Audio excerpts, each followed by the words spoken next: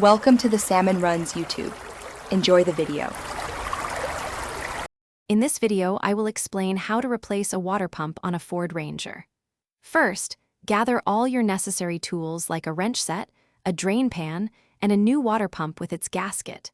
Make sure you also have fresh engine coolant and some distilled water ready. Having everything organized beforehand will make the process much smoother and more efficient for you. Next, you'll need to safely drain the engine's coolant into a suitable drain pan. Once the system is empty, carefully remove the fan shroud and the cooling fan assembly to gain better access. Then, disconnect any hoses and belts that are attached to the old water pump, making sure to note their positions for reinstallation. Now it's time to unbolt and carefully remove the old water pump from its housing.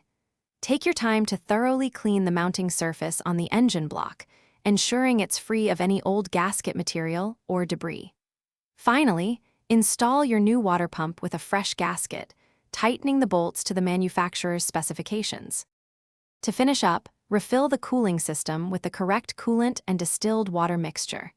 It's crucial to bleed any air from the system to ensure proper circulation and prevent overheating.